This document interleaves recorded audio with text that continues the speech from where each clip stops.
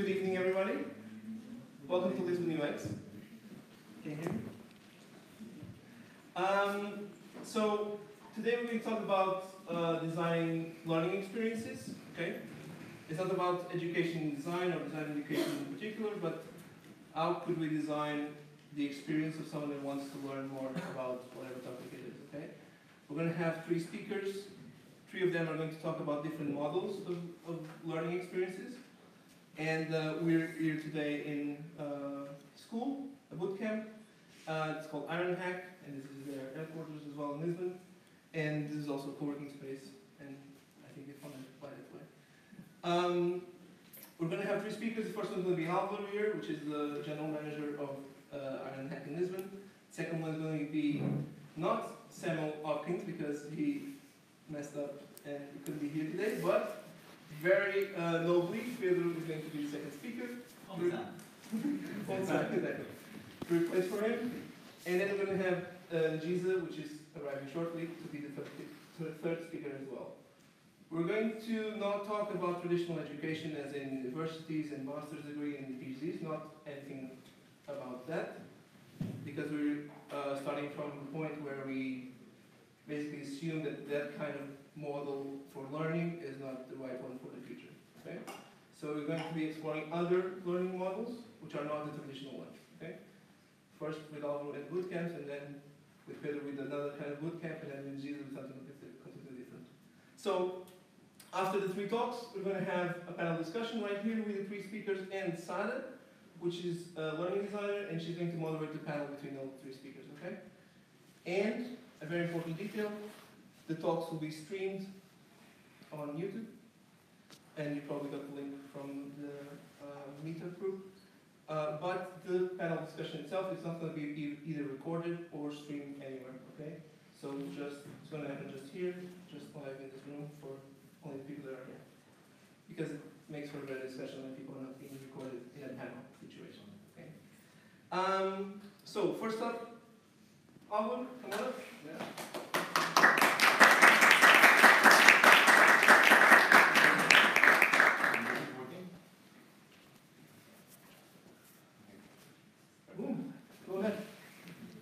Pablo. Thank you everyone for coming. They told me I have to be here on the camera, so I try not to move. And they also told me that I have to speak slow. I'm Spanish, my English is not perfect. So I try to make it. My talk, 10 minutes, I try to be fast. It's about bootcamps. Anyone is familiarized with bootcamps? Who yes? No? Yes? More yes than no? More no than yes? Okay, I'm going to explain it.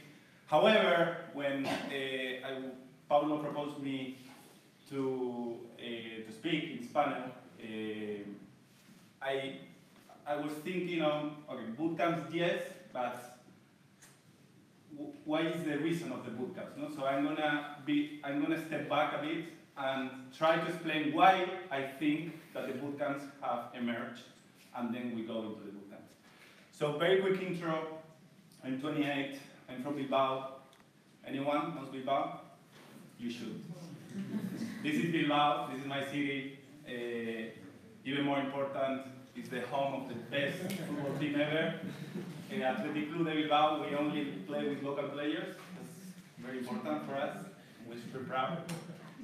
As we are speaking about education, I admit I am a victim of the traditional education path.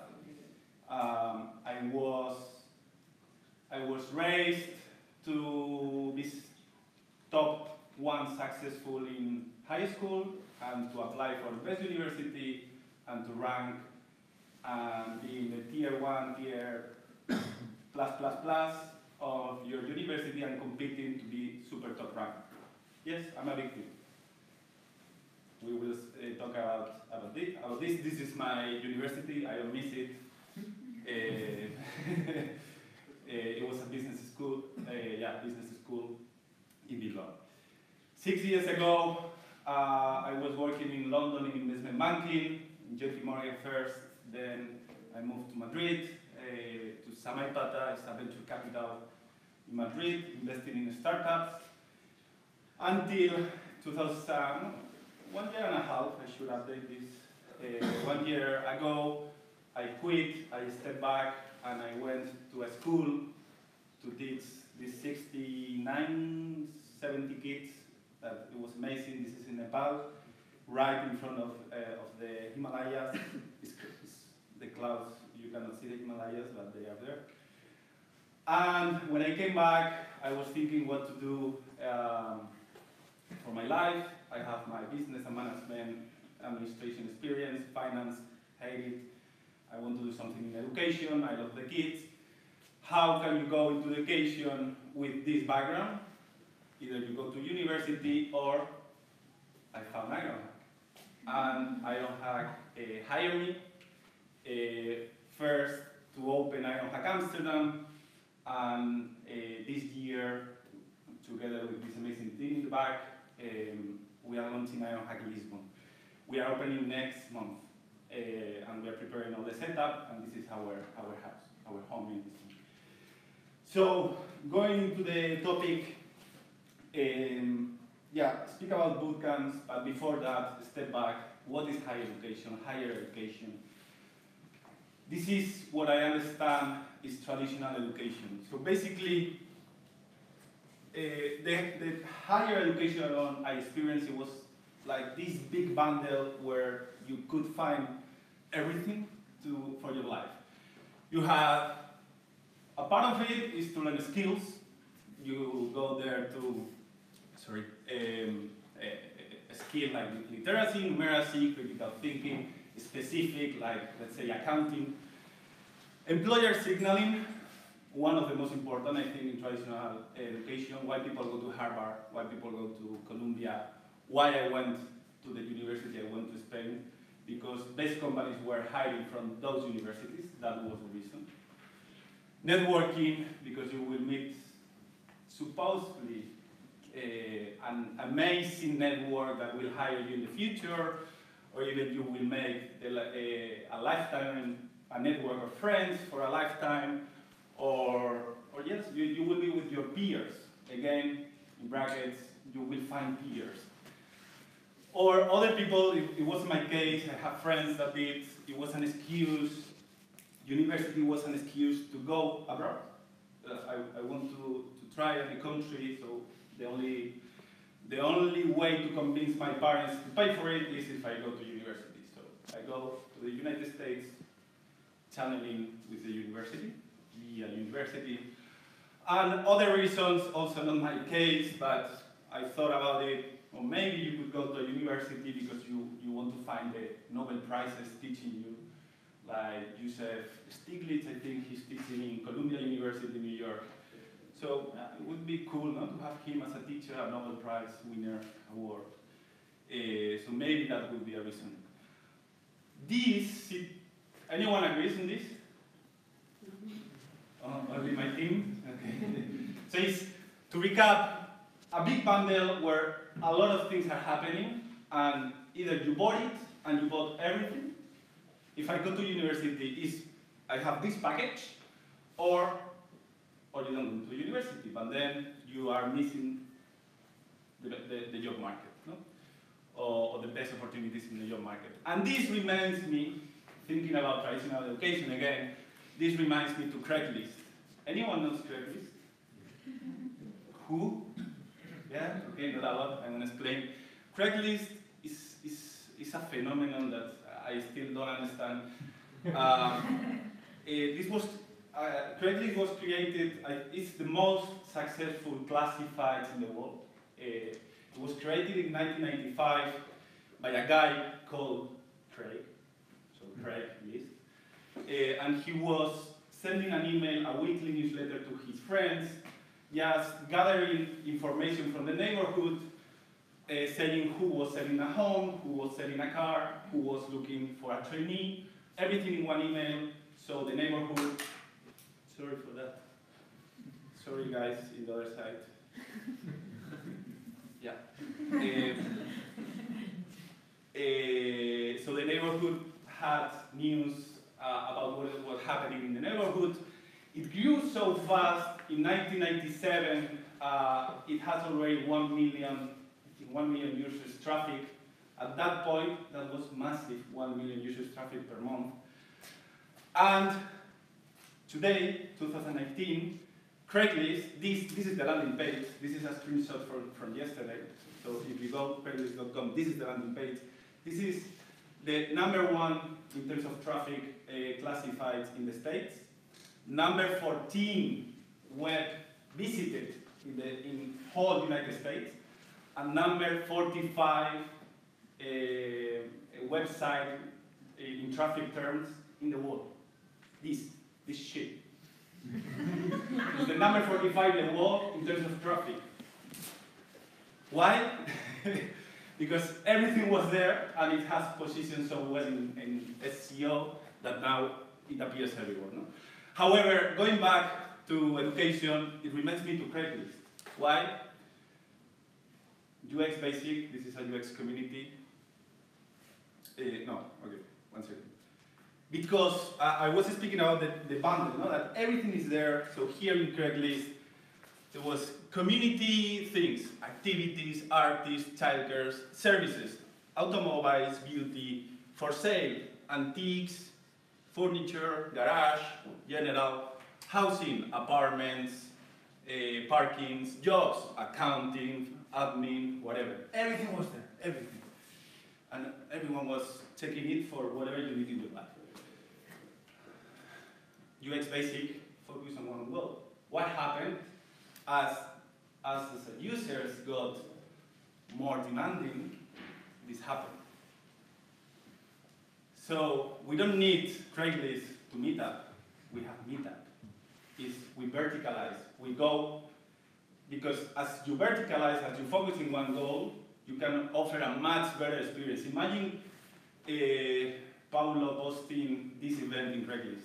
No one will show up, no? So we have Meetup, which is amazing. You can upload the pictures.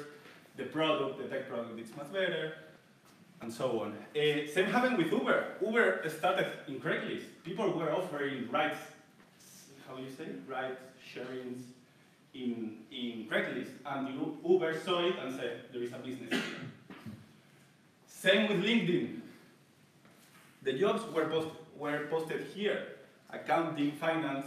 If you wanted a job in the United States, you click there and you found the jobs. LinkedIn saw it, and they created LinkedIn.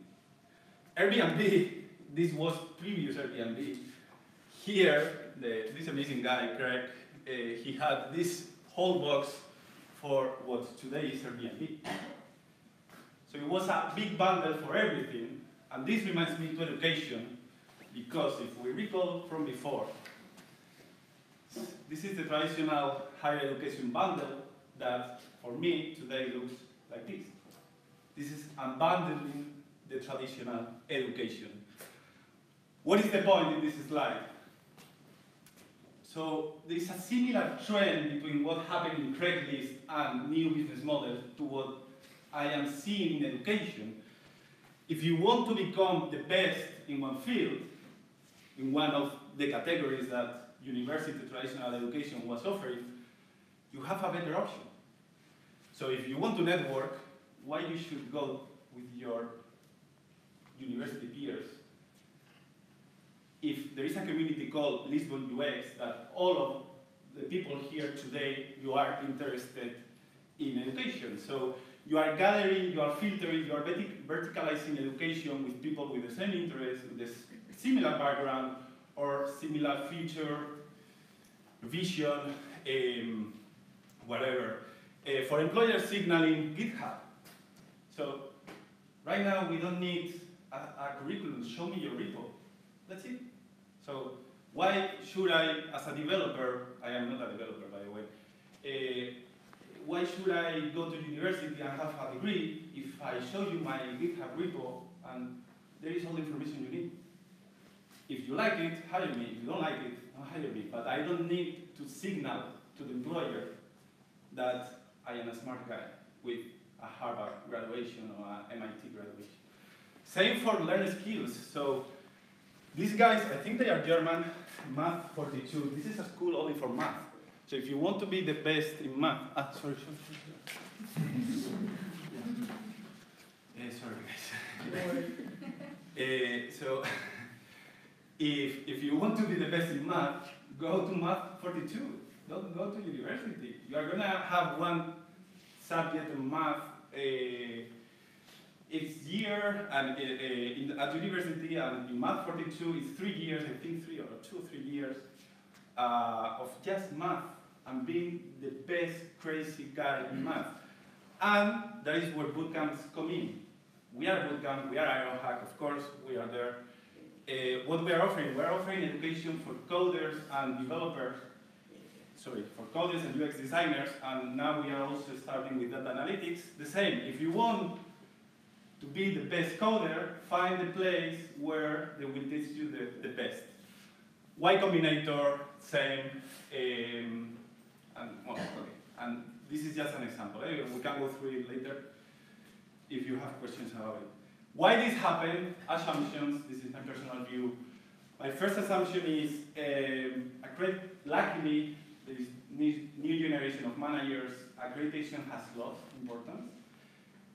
My case, in the last 10 months, I hired 10 people, 10, 12, almost, no, with freelancers, 12. I never asked for accreditation. I made a case study.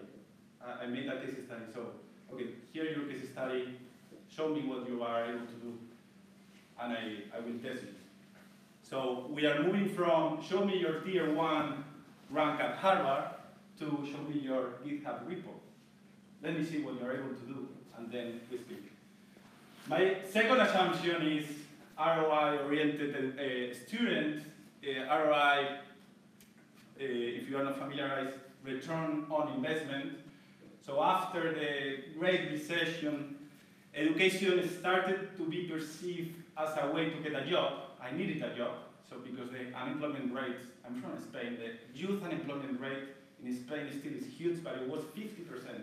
1 out of 2 peers of mine were unemployed.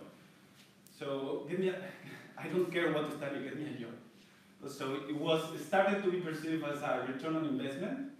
So we are moving from, I go to college because it's fun, I'm going to have parties, I'm going to meet people, to I go to college to get a job as soon as possible. Well, I study to get a return as soon as possible. This is my case, assumption 2, regarding the regarding the previous point. This is my my university, Deusto, business school. It was 35K for 4 years. The range, it was, I'm not speaking about myself, but the range of the first salary of my friends and me was between 20 and 25K. That's a return on investment of 0.6. So I studied for years, I spent so much money, and the first salary I'm getting is 20K.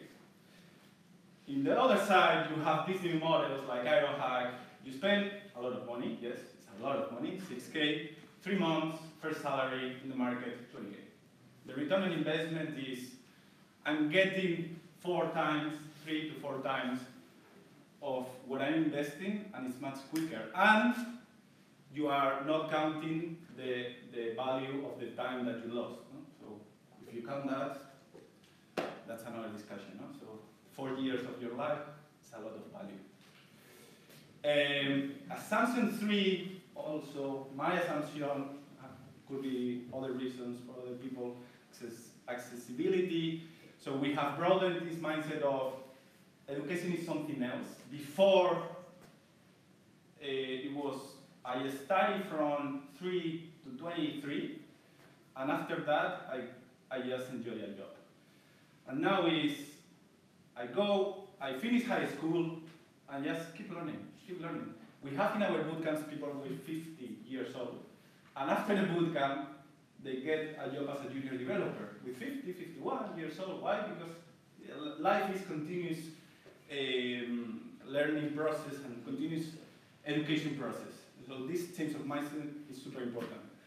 Evidence of this unbundling of education, unbundling, I don't know how you pronounce it correctly, sorry.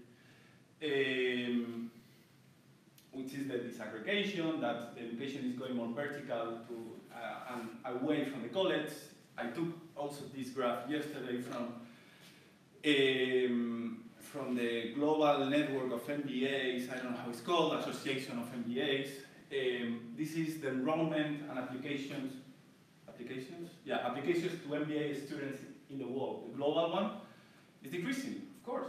People don't want to go to university again. And if you take this graph for the States, this is global, so counting Asia and Europe. If you take only the States, this graph is only -7. And -7% applications versus the last year in MBAs in the United States. Evidence 2, bootcamps, students. The first data that is globally, it's 2013, 2,000 students globally in a bootcamp.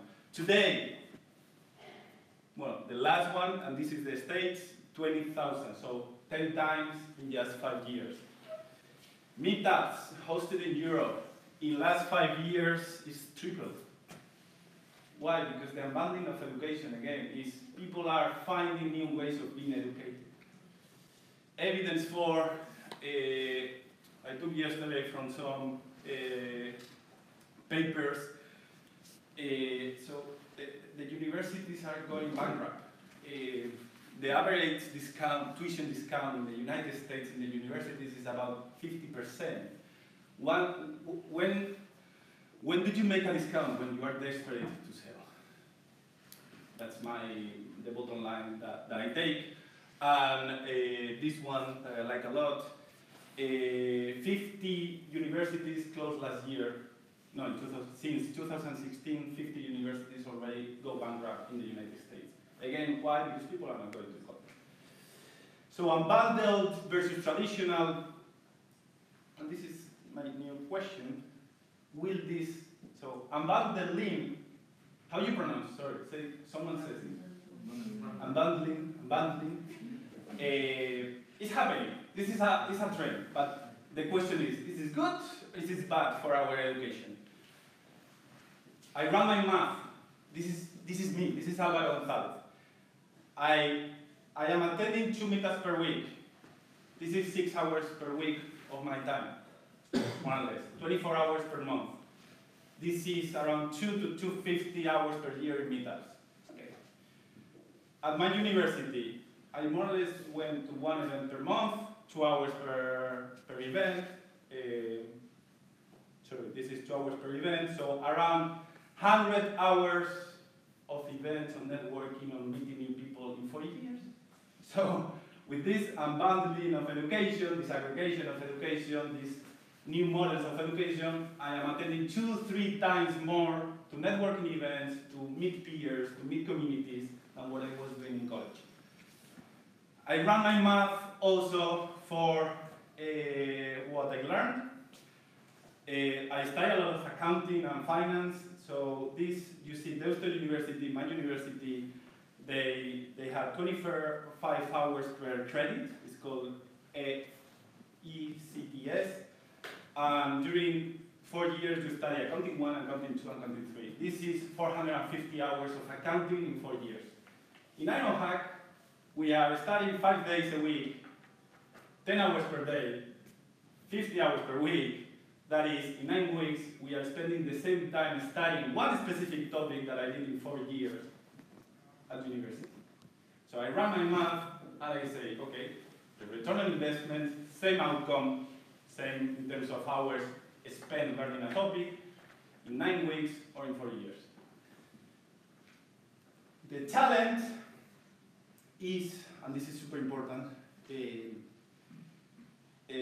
this new model, this new way of being educated requires us, the users, to make a lot of choices. Have you seen this? Bandersnatch or Bandersnatch? This is one of the best Black Mirror episodes I've ever seen. Basically, the viewer of the episode decides what is going to happen next. So you are watching the episode, and suddenly it appears as a question saying, do you want to go right or left? If you, as a viewer, say left, the episode episode goes to the left. If you as a viewer say right, the episode goes to the right. And there are two different endings. The endings are very different. It could be right, it could be wrong. The character could die or could be live happily forever. No? So this is what is bringing this aggregation of education. We have to make choices. You decided to come here today to listen to 3 people speak about education. This is not that because you enrolled in the bundle of education, you have to listen to this, which is the traditional college. No? So you have to make choices, and making choices is uncomfortable, it's risky, it's uncertain, which is the outcome. And you can make the wrong decision, like in the Netflix episode. So, yeah, and this is very important, and you can make the wrong decisions and do not have a backup. In a college, you make a wrong decision, you start, I don't know, you finish your degree, you go in consulting, you don't like it, at least you have your degree. And you go to another place and say, I am a Harvard graduate. If you start educating in another way, you don't have this backup. You don't have someone, because you don't have the accreditation. It will come, the accreditation of different communities, but not yet. So what requires from us, the users, the students, is maturity, be more conscious of what are the right choices that we are making, and we are deciding to stay here today. Focus. So if you have, you really need to know what you want to take out something out of this unbundled education, which is very related to interests and passions, and huge, even more work ethic, because no one is supporting you, or no one is going to tell you, in 2 weeks we have an exam, so you should start studying. No. So basically, no one is going to test you. Basically, you need to work by yourself. So, and to finish, recapping everything into bootcamps versus college, this is the thing that I hate more and I hear most. This is a quote that a lot of companies tell me. It is impossible to become a developer in 3 months. So, I answer. First, I run the math. We already did. No? So this is the same slide as before. We are studying the same hours in one single topic as you do at university. Second, bootcamp is just a buzzword of what we have been doing the whole life. Is focused and intense learning. When I went with 16 years old, when I went to study English in the UK for the full summer, because my mother obliged me, this was a bootcamp. It was an English bootcamp. It's 3 months of English with a native family. That was a bootcamp. It was intense, focused, no distractions. Boom, and you learn English. So it's just a buzzword, bootcamp. It's been done before in different areas.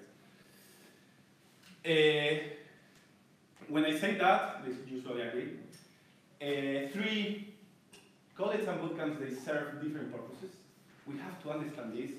College, you are getting an overview of the scientific field, and a bootcamp, you are learning how to do and use some technologies to find a job, to make the most amazing user experience out there. You are studying design sprint, and at university, basically you are making and I love the talk from the other day, but we have 2 researchers of UX, and it's amazing what you can learn from anthropologists, sociologists, but it's more as the study field of user experience and not the practical side. And this should be the 4th or the 3rd. No? See, this is the 4th mistake. And this is my conclusion, my answer. Both should coexist. It's not replacing, it's a different approach. I still believe in different university in a different way, I'm critic. But we cannot forget the research, and we need to focus on providing the skills that company needs. So if university is not providing the skills, bootcamp should, but bootcamp cannot spend time on researching new fields. So universities should research. So it's a co-living of university at bootcamps. And this is also super important, is they think that they have to decide bootcamp or college graduates because one of them is going to solve the problem. No. When you first get a job, what you need is mentoring and the company helping you grow inside the company. And a lot of times, the bad outcome is problem of the company that they are not helping the person to develop than the skills of that person. And final thoughts, again, like you said, disclaimer, everything that I said here is personal opinion, so this is not Ironhack opinion. I still think I'm a bit worried of this trend of the graduates at universities going down, because the most affected fields are arts, liberal arts, literature, journalism. So I still think we need to find these new models of bootcamps or unbundled education to apply to new areas that are suffering a lot from this obsession on return on investment. Let's get a job because I need to pay bills and I can make a ton of money with one bootcamp. But as a society, we should be very, very careful if our students don't go to philosophy, don't go to journalism, because that could be super, super dangerous. And that's it.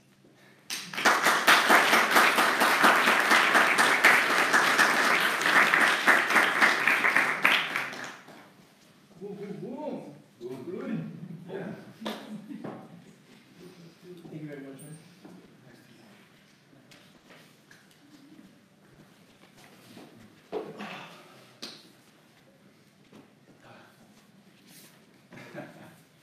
Next up, Mr. Pedro, not Sam. Mr. Pedro. So, I invited Sam, but Sam is a bit of where's this guy? He's a bit of a distracted guy. And when and he accepted the calendar invite to come here and all, but yesterday he understood, oh man, actually I'm in UK, I thought it was next week. And we ran for the rescue with Pedro, which by the way is the second time he's talking at Lisbon UX. He talked about something completely different last time on... It's the same presentation. No. Don't screw me. On Feed's Eye about design ethics and AI ethics actually.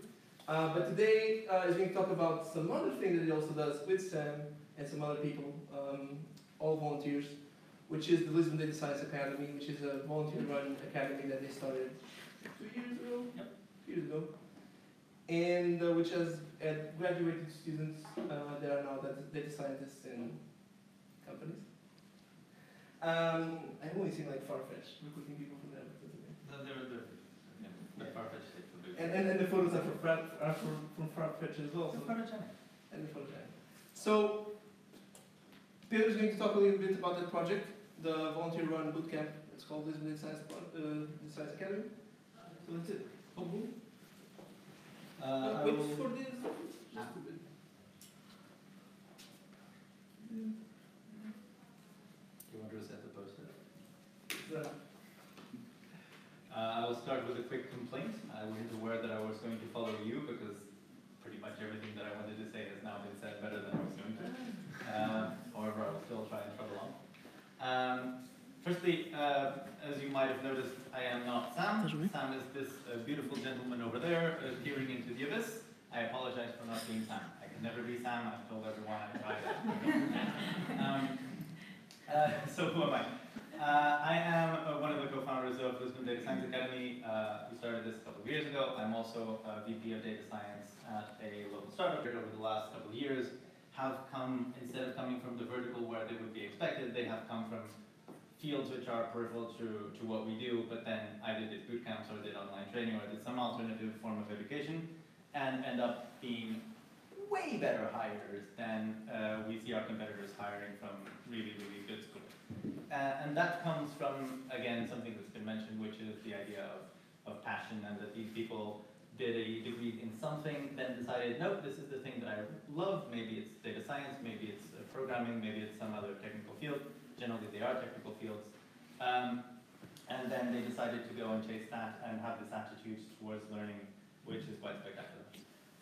This talk will be a lot more practical in terms of just minutiae and detail about how we do things. So very quickly, what is the Academy? So the Academy is a non-profit that we set up a couple of years ago, and the entire idea was most of us had to retrain at some point in our lives and found it very, very difficult. For example, I studied mechanical engineering, which means that I spend a lot of my time understanding how little bits of components of power plants and or cars work. I am a data scientist. I do not have I cannot drive, and I cannot definitely repair a car if it ever breaks down, because I find them boring as hell. And I found this way in the middle of the degree, more or less. You know, I got to the point in the middle of the degree where this is not exactly what I wanted, but it's got all this cool math, it's got all of these interesting components that are reshaping my brain into something that is completely different. And the 22-year-old, yeah, 22, even though this is not the amount of years it should be, the 22-year-old who I am now disagrees with the 17-year-old Pratt who came in, so there's definitely been some sort of evolution during these 5 years. And now, after having had this idea about how to learn and who I am and what I want to be able to do, now I can figure out that I want to do something specific. And so, after spending an excessive amount of my parents' money on IST and Nova, I decided halfway through the thesis to drop out and build a startup, which didn't get me much love on that particular day. But that actually proved an interesting point to me, which was what I had desired from university had been completely and utterly achieved. My brain had shaped into something slightly more adult, even though still a 20-something obnoxious old Pratt, that knew what I wanted and kind of had an idea of what bits of it I wanted to tinker with. Moving on a few years to the Academy. So why did we want to give this, that we had experience to someone else? A lot of the difficulty that we had was making this transition to person with kind of an engineering degree to specialist in a particular field, because you generally are not particularly supported, you can find materials online, but everything is scattered, and you don't have the motivation to keep going when things get tough. So, very quick nutshell, the Academy is designed to create and maintain a community of excellence with teaching and learning of data science at its core. And the reason why it's written in this way is very deliberate. We spent quite a lot of time which is not necessarily why bother. So in the case of data science, it's relatively obvious. There are lots of people who study very interesting things. A graduate in chemistry or a graduate in molecular biology did a degree which is way more difficult than mine, and their salaries will be a fraction of what a data scientist's salaries are, just because of market forces. For them to be able to retrain into one of these fields is non-trivial, but definitely doable, because realistic science is just this, we're making this too much of a pitch about journal, be able to spend less than 5 hours per hour. Also, each of those graduate. So it's students rise, which is highly counts. Okay, one specialization is in is this a cancerous cell image? Pay loan back. Is this transaction where we bombarding the thing that relevant both the academic program to text, to recommender systems, to the engineering side of the data science.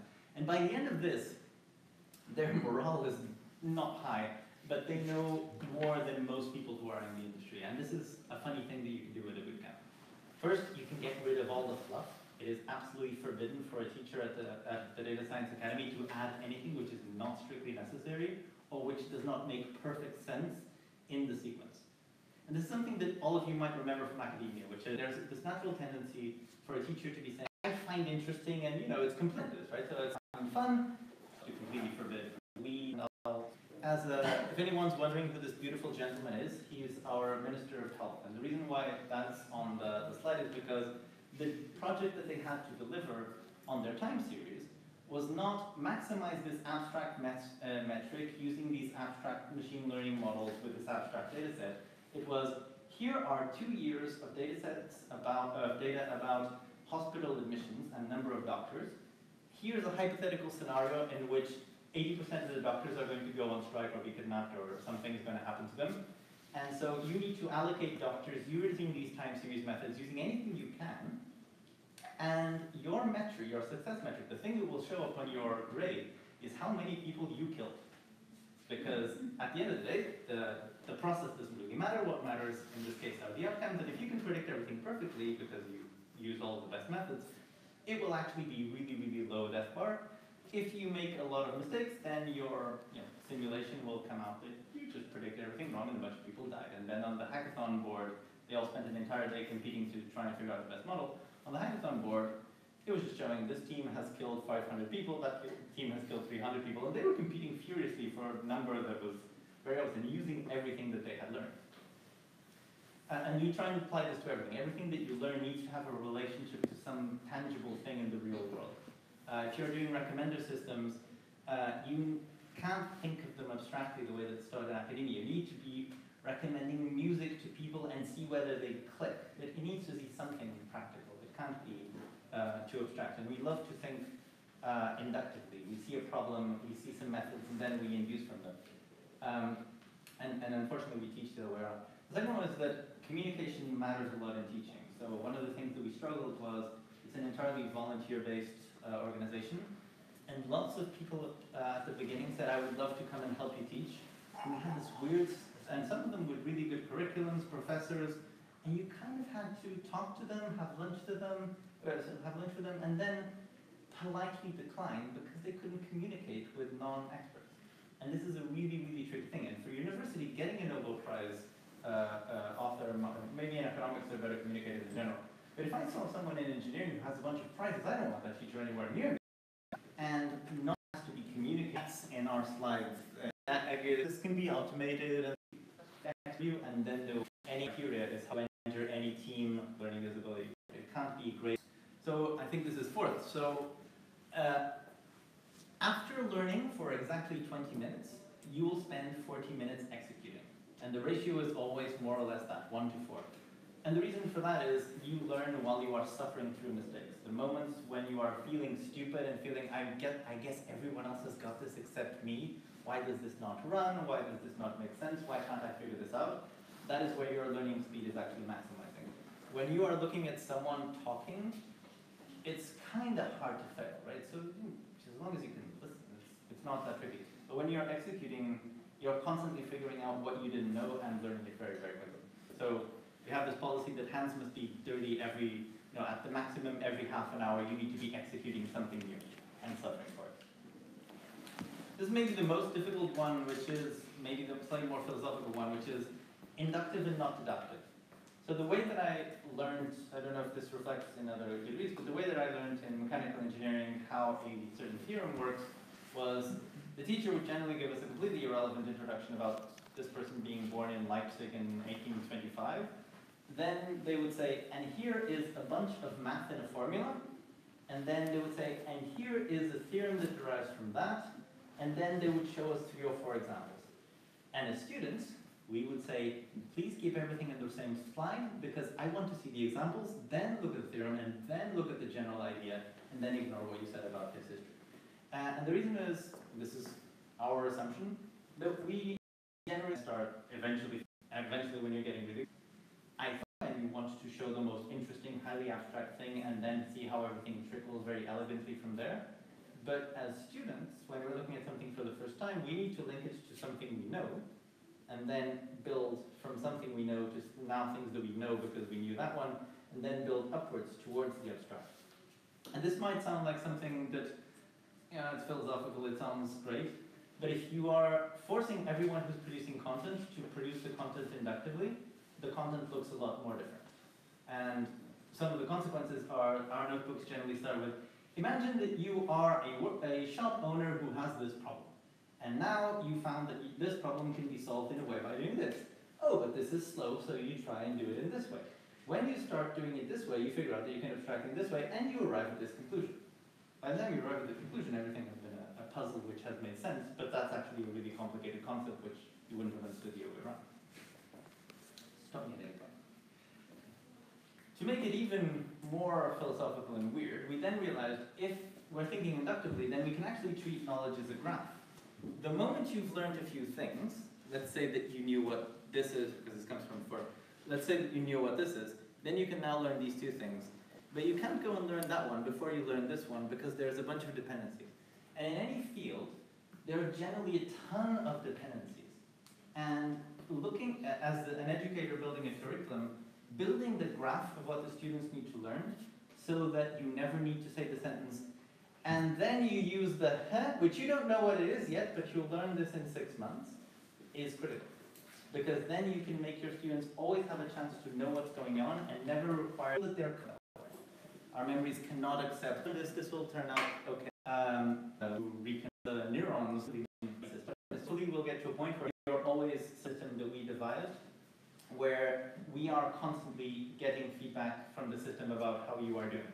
Not necessarily how you executed, you can make all of the silly mistakes that you want, we're not going to look at the specifics, but the moment you start falling behind, the moment you skip an entire exercise and say, I'll come back to this eventually, which means never, we immediately know. And you immediately get someone on Slack saying, okay, this is what helped me to think about this particular problem.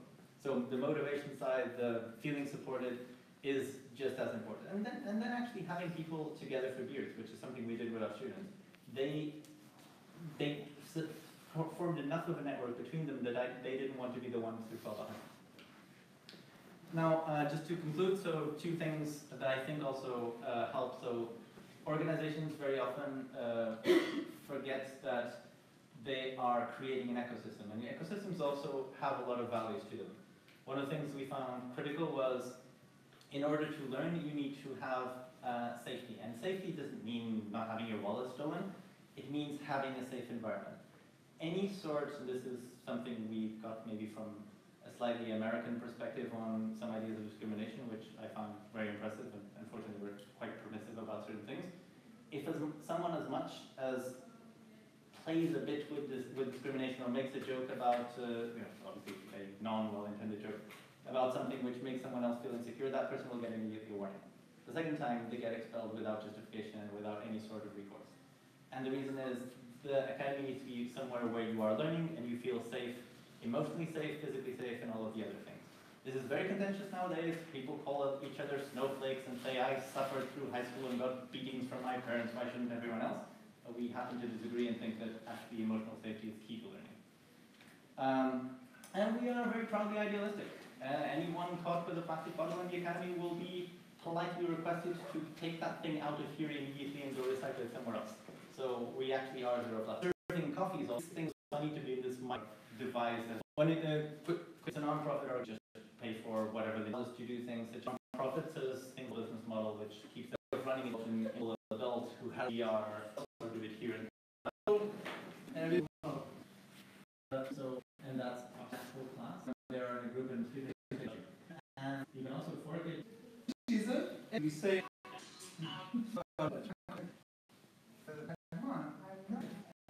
learning and this is the answer everyone says because like I will have and so observe and I like that they active so everything and unique that and that this are concerned way we they perceive and in something I do in this notion to some specific word will be the end will be like this or I am this because family and organization see also in sentence not deliver that and so with the come with this oh my word vast now that's and well very easy satisfied this I got to think people all set of actions developed this was the and that is the and teams and people try to do and kind of moves where there is what I produce some self-trials this very increased dynamic dating the needs so I am center that we doing the necessary environment of their group if you prepare narrow to develop the also and without the cynicism in particular to the eyes of the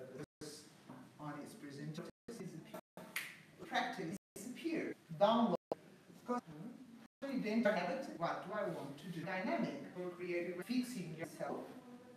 It tends to be the old seat for the new of choice. So going out relation, I accept everything and who is more useful. You develop attention to do with reach, the capacity to dialogue level. It's really about I am the one who might have something different and new. At the empathic level, you have this empathic relation, I feel you, and there's a fourth, it's the generative level. The generative level has a lot to do with not being able to label it. Do you know when you came from holiday? You just made a great trip to one of your paradise place to say that, oh, I visit this, because it's much more than visiting places. You have this sense that you have been transformed. So this is the level of generative. So just to finish, this matters because this helps us to stay open to the world and to be potentials that you have inside, all the resources on the skills. Because, and I really like, I think it was a teacher, but I don't know who gave me this. It was some years ago, and I really like this, because learning is finding what you didn't even know you didn't know. And paying attention to the self, it's really about not being closed and crystallized in an identity that shuts the possibility of us being transformed and continue to evolve. Thank you.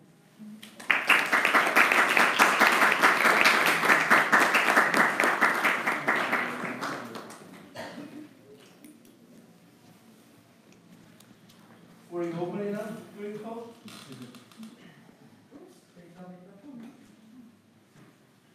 Tá bom, já acabou. Muito bem.